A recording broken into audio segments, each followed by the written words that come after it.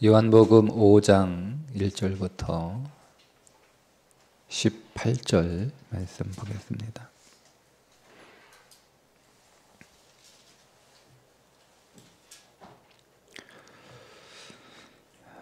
그 후에 유대인의 명절이 되어 예수께서 예루살렘에 올라가시니라. 예루살렘에 있는 양문 곁에 히브리 말로 베데스다라 하는 못이 있는데 거기에 행각 5이 있고 그 안에 많은 병자, 맹인, 다리 저는 사람, 혈기 마른 사람들이 누워 물의 움직임을 기다리니 이는 천사가 가끔 못에 내려와 물을 움직이게 하는데 움직인 후에 먼저 들어가는 자는 어떤 병에 걸렸든지 낫게 되밀어라. 거기 38에 된 병자가 있더라. 예수께서 그 누운 것을 보시고 병이 벌써 오랜 줄 아시고 이르시되 네가 낫고자 하느냐. 병자가 대답하되 주여 물이 움직일 때 나를 못에 넣어주는 사람이 없어 내가 가는 동안에 다른 사람이 먼저 내려가나이다. 예수께서 이르시되 일어나 네 자리를 들고 걸어가라 하시니 그 사람이 곧 나아서 자리를 들고 걸어가니라. 이날은 안식일이니 유대인들이 병 나은 사람에게 이르되 안식일인데 네가 자리를 들고 가는 것이 옳지 아니하니라. 대답하되 나를 낫게 한 그가 자리를 들고 걸어가라 하더라 하니 그들이 묻되 너에게 자리를 들고 걸어가라 한 사람이 누구냐 하되 고침을 받은 사람은 그가 누구인지 알지 못하니 이는 거기 사람이 많으므로 예수께서 이미 피하셨음이라. 그 후에 예수께서 성전에서 그 사람을 만나 이르시되 보라 네가 나았으니 더 심한 것이 생기지 않게 다시는 죄를 범하지 말라 하시니 그 사람이 유대인들에게 가서 자기를 고친 이는 예수라 하니라. 그러므로 안식일에 이러한 일을 행하신다 하여 유대인들이 예수를 박해하게 된지라. 예수께서 그들에게 이르시되 내 아버지께서 이제까지 일하시니 나도 일한다 하시매 유대인들이 이로 말미암아 더욱 예수를 죽이고자 하니 이는 안식일을 범할 뿐만 아니라 하나님을 자기의 친아버지라 하여 자기를 하나님과 동등으로 삼으심이러라. 아멘. 그 후에 이렇게 1절에 시작을 하죠. 그 후에란 앞에 남아있던 4장의 가버나움의 왕의 신하의 죽어가는 아들을 살리신 사건 이후에, 근데 시간이 상당히 지났어요. 예수님이 명절을 맞이해서 예루살렘에 올라가셨다라고 합니다. 그러니까 이 명절이 어떤 명절인지는 정확하게 알 수 없어요. 유대인 성인 남자가 예루살렘에 방문을 해야 되는 명절은 뭐 여러 가지가 있으니까 뭐 유월절, 오순절, 그다음에 뭐 초막절 이렇게 3대 절기뿐만 아니라 뭐 그밖에 뭐 나팔절, 불임절, 뭐 수전절, 뭐 나무절기 뭐 이런 작은 절기들도 예루살렘에 방문하는 그런 사람들이 그 명절로 간주를 하니까 어떤 명절인지는 정확하게 우리가 알 수 없으나 예수님의 두 번째 예루살렘 방문입니다. 예수님이 두 번째 예루살렘에 방문을 하셔서 양문격 베데스다라고 하는 못가에 많은 병자들이 거기에 몰려 있는 것을 보시게 되죠. 그것을 찾아가신 것 같아요. 이 사람들은 이 베데스다라고 하는 못에 이게 그 수영할 수 있는 정도의 못이거든요. 그 못에 천사가 내려와서 물이 움직이면 제일 먼저 들어가는 사람이 어떤 병이든 다 낫는다라고 하는 소문을 듣고 이 소문은 아주 오래된 소문이었던 것 같아요. 그 소문을 듣고 많은 중증 환자들이 그들이 온갖 방법으로 자기의 병을 고치려고 노력은 했으나 고치지 못한 사람들이 거의 마지막으로 지푸라기라도 잡는 심정으로 모인 곳이 이 베데스다 못가에 모인 사람들입니다. 그 가운데 38년 동안 이 사람의 말을 들어보면 막 거동할 수 없는 어떤 중증 마비에 걸린 사람인 것 같아요. 그 38년 된 병자를 예수님이 찾아가세요. 찾아가서 그 사람에게 이렇게 물어봅니다. 네가 낫고자 하느냐? 이 질문을 하신 이유가 있는데 이 사람이 38년 동안 이 중증 마비 질환을 앓고 있었어요. 오랜, 그죠? 뭐 3, 4년도 아니고 38년 동안 아주 굉장히 오랜 시간 동안 그 질병에 붙잡혀 있었고, 두 번째, 이 사람은 뭐 어떻게 이 마비된 환자가 이 베데스다 못가에 왔는지는 알 수 없으나 누군가 데려다 줬겠죠. 뭐 가족이든 친구든 누군가 당신 백방으로 치료를 해보려고 애를 써봐도 고칠 수 없으니 마지막 여기가 이제 남은 유일한 방법인 듯하니 내가 여기다가 당신 데려다 줄 테니까 무리동하면, 우리가 언제 무리동할지 모르잖아요. 그렇다고 해서 가족이든 친구든 누군가가 이 사람을 도와줄 사람이 거기 지키고 앉아 있을 수도 없는 것이고, 당신이 어쨌든 제주껏 무리동하면 다른 사람한테 도움을 구하든 뭐 어떻게 하든 당신이 알아서 들어가라, 뭐 이렇게 하고 이제 간 것 같아요. 근데 이제 물이 동한다라고 하는, 뭐 물이 어떻게 동했는지는 알 수 없으나 물이 움직인다, 뭐 이렇게 사람들이 웅성웅성 할 거 아니에요. 그러면 막 여기저기서 막 사람들이 그 물에 먼저 들어가려고 달려가는데, 이 사람은 중증 마비 환자니까 움직일 수 없고, 시체 어느 한 부분이 움직인다 하더라도 뭐 거기까지 가는 데는 뭐 역부족이죠. 이미 자기가 가려고 하면 이미 다른 사람들이 먼저 들어가는 일들이 계속 반복될 거 아니에요.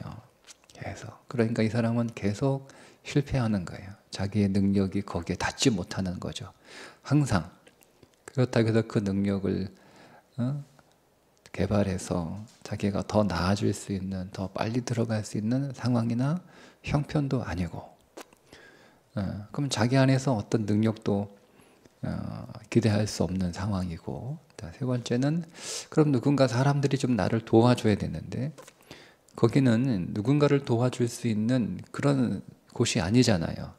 그죠? 남들을 밟고 자기가 먼저 들어가야 되는 치열한 경쟁의 상황, 누군가 자기를 위해서 양보할 수 있는 곳도 아니고, 누군가 자기를 들어서 데려다 줄 수 있는 그런 사람을 기대할 수 있는 것도 아니고, 그러니까 이 사람은요 거기에 와서 누워있기는 하지만 그 어떤 소망도 그 어떤 기대도 가질 수 없는 곳이란 말이에요. 그러니까 그런 상황. 그러니까 이 사람은 낫고 싶은 그 의지가 꺾이고 그 갈망이 사라질 수 있는 그런 모든 조건을 다 가지고 있는 사람이에요. 그래서 물어본 거예요. 내가 낫고자 하느냐? 여러분, 병자에게 내가 낫고자 하느냐라고 하는 질문이 이상한 질문인 것처럼 당연히 낫고 싶겠지라고 우리가 생각은 하지만, 이 사람은 제가 설명을 드린 것처럼 당연히 낫고 싶은 생각을 가질 수 없는 그런 상황이잖아요. 그러니까 그런 시간이 지나면서 그 사람은 계속 실패하면서 계속 자기의 한계에 부딪히고 계속 어떤 그 벽에 넘지 못하는 그 벽을 계속 이렇게 직면하면서 자기가 낳을 수 있다는 소망이 줄어들고 결국 낳고 싶은 생각도 사라질 수밖에 없는 그런 상황이란 말이에요. 제가 왜 이 말씀을 계속 강조를 하냐면 사람 안에 어떤 갈망을 가지고 있다는 것은 굉장히 중요한 거라는 거예요. 여러분, 모든 은혜의 역사는 우리 안에 갈망이 없으면 일어나지 않습니다. 갈망은 마치 뭐와 같냐면 도화선과 같은 거예요. 우리 안에 은혜의 불이 확 임하는데 그 도화선이 없으면 불이 임해도 불이 붙지 않아요.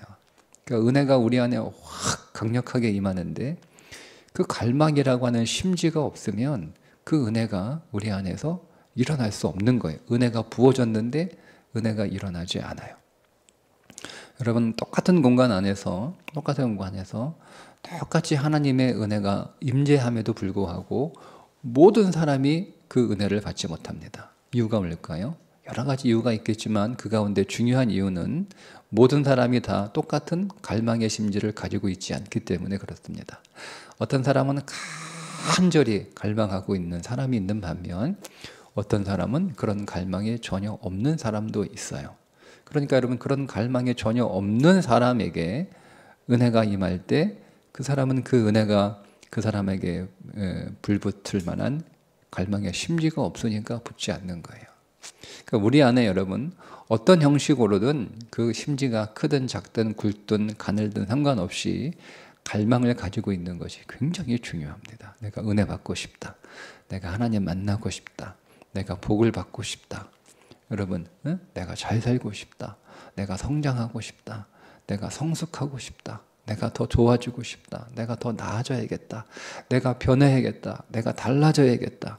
내가 이 삶의 모든 것들을 이겨내야겠다. 여러분, 이런 갈망이 없으면 주님은 역사하지 않습니다. 그래서 낳고자 하느냐라고 물으신 거예요. 여러분, 그러니까 믿음은 어떤 거죠? 믿음은, 여기서 믿음에 대한 우리에게 다른 시선들을 말씀하고 있는데 첫 번째 믿음은 갈망이라는 거예요. 예. 그 갈망이 없으면 우리 안에 믿음이 일어날 수 없다는 거죠. 믿음이 일어날 수 없다는 거예요. 또 한 가지 믿음을 좀 우리가 보고 싶은데요. 8절과 9절에 보면 이렇게 말씀하고 있습니다. 예수께서 이르시되 일어나 네 자리를 들고 걸어가라 하시니 그 사람이 곧 나아서 자리를 들고 걸어가니라. 이날은 안식일이니. 이렇게 아주 좀 어떻게 보면 이상한 장면이에요. 보세요. 예수님이 일어나 내 자리를 들고 걸어가라 이렇게 말씀을 하시니까 이 사람이 갑자기 38년 동안 꼼짝 못하고 있었던 사람이 갑자기 일어나서 지 자리를 들고 갔단 말이에요. 그죠? 이 사람이 어떤 믿음의 고백을 한 게 없잖아요. 그 앞에 당신이 메시아인 줄 내가 압니다. 내가 소문에 들은 당신이 그 사람이군요. 많은 사람들이 메시아라고 부르는 당신이 그 수많은 기적을 예루살렘에서 한 1년 전에 일으켰던 당신이 그 사람이군요. 내가 당신을 기다리고 있었습니다. 당신을 만나고 싶었습니다. 뭐 이런 게 없잖아요. 근데 여러분, 이 사람이 사실은 자기 앞에 있는 이분이 누군지도 몰라요. 누군지 몰라요. 물어보잖아요. 누군지 모른다. 모른다라고 얘기하잖아요. 어떤 사람이 와가지고 나를 고치긴 했는데 내가 그 사람 누군지 모른다. 모른다는 거예요. 그러니까 몰라요. 모르면 믿음의 대상이 없는 거잖아요. 그죠? 예. 근데 이 사람이 예수님이 내 자리를 들고 일어나 걸어가라라고 하는 그 말씀 한마디에 벌떡 일어나. 이 말씀의 이 휴제는 그냥 그 순간 벌떡 일어난 거예요. 그 순간 벌떡 일어난 거예요. 예수님 그 한마디 말씀에 벌떡 일어나 자리를 들고 걸어갔다는 거예요. 그럼 도대체 이 사람은 이거 뭐지? 라는 거죠. 왜냐하면 믿음의 고백이 없는 거잖아요.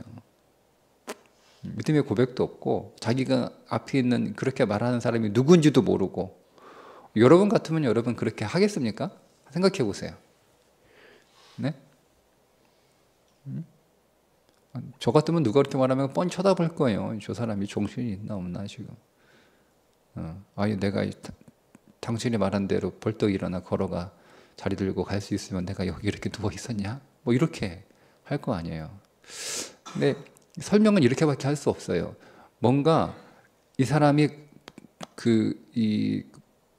거절할 수 없는 아주 압도적인 어떤 강력한 힘이 이 사람에게 확 역사한 거예요. 아주 강력한 힘이 주님의 그 말씀 한마디에 이 안에서 어떤 강력한 힘이 역사해서 이 사람이 갑자기 그를 묶고 있던, 그를 마비시켰던 어떤 것이 확 사라지는 일들이 벌어진 거예요. 그게 뭐냐는 거죠. 이 사람은 믿음을 고백한 것도 아니고 예수님을 아는 것도 아니고 예수님에 대한 어떤 기대가 있었던 것도 아니고, 다만 그 안에 있었던 것은 그래도 내가 낫고 싶다라는 갈망 말고는 가진 게 없다는 거예요. 여러분, 우리가 이거를 잘못 해석하게 되면, 긍정적으로 생각하면, 갈망이 있으면, 소망이 있으면, 사람이 어떤 꿈을 잊어버리지 않으면, 이런 그렇게 해석될 수 있는 충분한 요소를 가지고 있는 내용이에요. 근데 저는 이 말씀을 곰곰이, 이게 제가 저한테는 이 말씀을 읽으면서 궁금한 거예요. 도대체 이 사람은 도대체 어떤 믿음으로 이렇게 치유가 되었는가라고 하는 거죠. 근데 이제 이 사람이 여기서 이제 나가서 이 사람이 제일 먼저 간 곳이 어디냐면 성전이었어요. 성전. 그러니까 예수님이 그 성전에서 이 사람을 기다리고 있었습니다. 이 문장의 뉘앙스가 예수님이 이 사람이 올 거를 알고 성전에서 기다리고 계셨다라고 하는 뉘앙스예요. 이 사람은 성전에 올 줄 알고 이 사람을 예수님이 기다리고 있다가 이 사람을 만난 거죠. 만나서 예수님이 뭐라고 말씀하십니까? 이 말씀이 너무 중요해요. 14절에 그 후에 예수께서 성전에 그 사람을 만나 이르시되 보라 네가 나았으니 더 심한 것이 생기지 않게 다시는 죄를 범하지 말라. 다시는 죄를 범하지 말라. 더 심한 것이 생기지 않게 다시는 죄를 범하지 말라. 제가 이 말씀에서 제가 깨달은 것은 주님께서 이 사람에게 명령하신 내 자리를 들고 일어나 걸어라 라고 하는 이 명령은 누구에게 하신 거냐면 이 사람 안에 있는 죄에게 하신 거예요. 죄에게. 여러분, 이것이 예수님이 그리스도 하나님이신 것을 보여주는 세 번째 표적입니다. 여기에서 보여주는 예수님은 어떤 하나님이냐? 죄를 통치하시고 죄를 쫓아내시고 죄에게 명령하시고 죄가 그분의 명령 앞에 굴복할 수밖에 없는 하나님이라고 하는 것을 보여주는 거예요. 이 세 번째 표적의 하나님은 죄를 심판하시고 죄를 해결하시고 죄에게 명령하셔서 죄를 떠나게 하는 그 하나님을 소개하고 있는 거죠. 그러니까 이 사람 안에 죄가 이 사람을 묶고 있는 거예요. 그래서 이 사람을 아무것도 하지 못하게, 뭘 하려고 해도 꼼짝 못하게 만들어 놓고 있는 거죠. 그래서 그 죄를 향하여 예수님이 호령하시니까 그 죄가 떠날 수밖에 없는 거예요. 만왕의 왕이신 하나님 앞에서 그 죄가 무슨 힘을 쓸 수 있어요? 전혀. 그러니까 예수님이 나가라 이렇게 표현은 그렇게 하지 않으셨지만 이 죄는 알아들은 거죠. 내가 이 사람을 계속 묶고 있었는데, 내가 이 사람을 계속 붙잡고 있었는데 꼼짝 못하게 아무것도 할 수 없도록 내가 이 사람을 중증 마비로 내가 이렇게 올가매고 있었는데 예수님이 명령하시니까 확 나가버리는 거야. 그러니까 이 사람이 갑자기 묶여있던 뭐가 풀어진 것처럼 확 풀어지더니 일어설 수 있었던 거라고 저는 그렇게 묵상을 했습니다. 여러분, 그래서 여러분 여기서 우리가 알 수 있는 세 가지의 메시지가 있는데, 첫째는 이 세 번째 표적은 이미 제가 말씀드린 것처럼 이 세 번째 표적은 예수님이 하나님이신 것을 보여주는 표적인데, 예수님이 어떤 하나님이냐? 죄를 쫓아내실 수 있는 분, 죄를 심판하시고 죄에 명령하시고 죄를 굴복시킬 수 있는 하나님이라고 하는 것을 보여주는 표적이라는 거죠. 두 번째 말씀드린 믿음에 관한 두 가지 믿음이 우리에겐 있다라고 여기서 말씀을 드렸죠. 첫 번째는 믿음은 갈망에서 시작이 된다라고 하는 그 갈망도 믿음의 한 부분이다. 그러니까 갈망이 없는 자는 믿음이 역사할 수 없다라고 말씀을 드렸습니다. 또 제가 드리고 싶은 이 말씀은, 이게 앞에 나오는 왕의 신하의 믿음은 어떤 믿음이었어요? 예수님이 가라, 네 아들이 살았느니라 라고 하는, 34km가 떨어진 가나에서 가버나움에 있는 이 왕의 신하의 아들이 다 죽어가고 있는데 예수님이 다 나왔어. 이 사람의 믿음은 처음에 뭐였냐면, 예수님이 내려가셔서 아들을 보고 치료해 주면 낫는다라고 하는 믿음이었잖아요. 그죠? 그래서 두 번씩이나 예수님한테 사실은 계속 간청했다는 거예요. 두 번이 아니고 성경은 두 번이지만 그 단어의 시제는 계속 예수님한테 간청한 거예요. 근데 예수님이 가지는 않고, 가, 네 아들 나았어, 살았어 라고 말씀한 그 말씀을 믿고 간 믿음이잖아요. 근데 이 두 번째, 이 사람의 이 베데스다에 있는 38년 된 병자는 그런 게 없잖아요. 내가 당신이 고쳐주세요 라고 하는, 예수님께 부탁하는 것도 없고, 예수님이 말씀하시니까 내가 그 말씀을 믿고 뭘 이렇게, 그런 게 없잖아요. 그냥 어떤 강력한 힘에 의해서 막 이렇게 나았고, 근데 여기서 예수님이 어떤 믿음을 지금 예수님이 요구하시는 거예요. 그 믿음이 뭐죠? 다시는 죄를 범하지 않는 믿음을 요구하시는 거예요. 여러분, 그러니까 믿음은 다른 건 아니지만, 믿음은 여기서 좀 더 더 전진된 믿음이 있는데, 예수님의 말씀을 신뢰하고 그 말씀에 그 말씀을 믿는 이 가버나움에 살기는 왕의 신하의 믿음도 있지만, 믿음은 더 전진해서 범죄하지 않는, 죄 짓지 않는 믿음도 있다는 거예요. 범죄하지 않는 믿음, 죄 짓지 않는 믿음, 하나님의 말씀에 순종하는 믿음, 자기의 온 삶을 하나님의 말씀으로 채우는 믿음, 이게 더 전진된 믿음을 우리에게 보여주게 되죠. 여러분, 그래서 우리가 어떤 문제가 해결됐잖아요. 그죠? 네, 여러분, 거기서 끝나시면 안 돼요.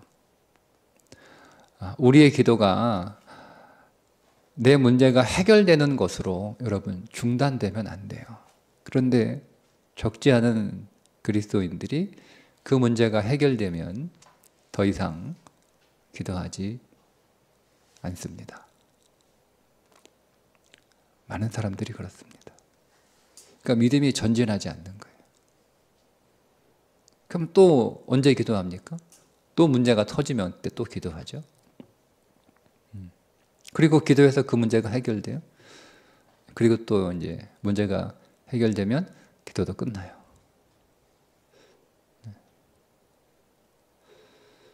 그러니까 우리의 믿음은 우리의 문제를 해결하는 수준에서 우리의 믿음도 끝나면 안 되고, 거기서 우리는 더 전진해서 내가 하나님을 더 신뢰하고 주의 말씀을 더 의지하고 그 말씀에 더 순종하고 더 정결해지고 더 거룩해지고 더 순결해지고 더 성결해지는, 그래서 하나님의 말씀에 순종하고 죄를 떠나고 죄를 미워하고 그리고 죄에서 승리하는 그 믿음을 위해서 더 기도해야 된다라고 하는 거죠.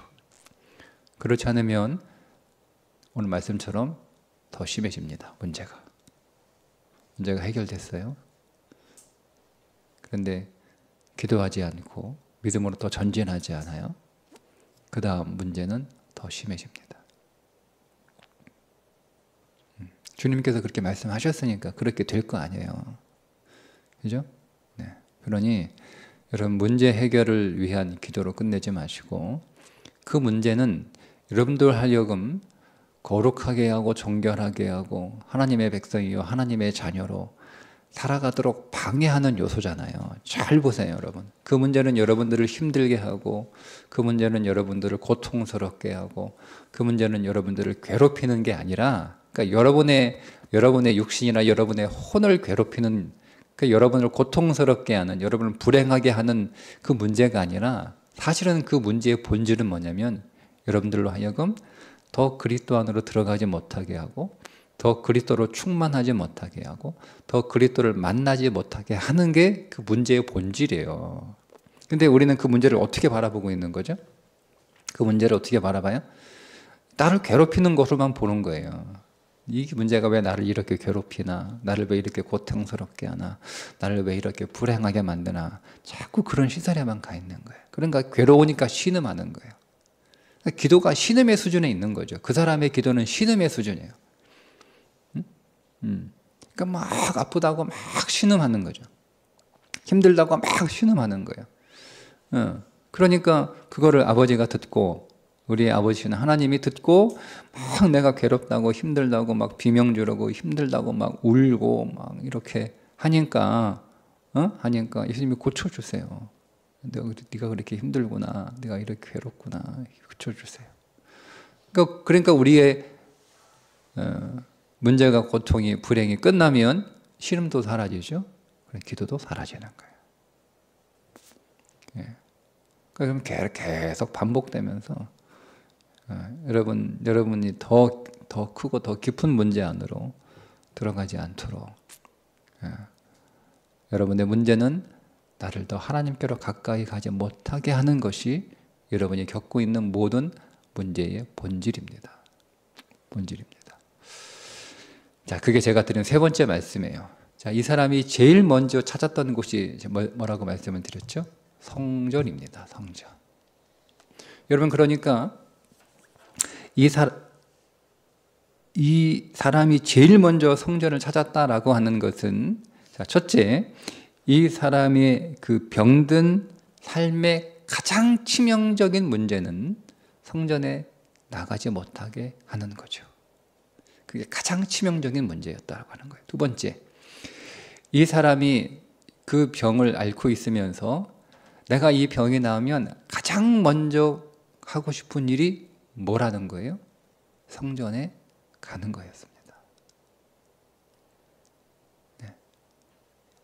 이게 세 번째, 이 베데스다 연못가에서 38년 된 병자를 치유하신 이 사건의 메시지예요. 메시지예요. 여러분, 오늘 우리의 모든 삶에서 일어나는 그 모든 우리의 인생의 고통의 문제에 가장 치명적인 것은 나로 하여금 하나님을 예배하지 못하게 하는 것으로 여러분들이 볼 수 있어야 돼요. 가장 치명적이다.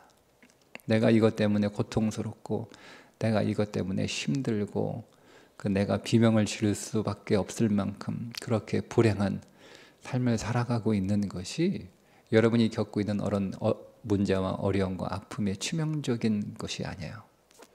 여러분이 그것 때문에 하나님을 예배할 수 없다면 그게 가장 치명적인 거예요.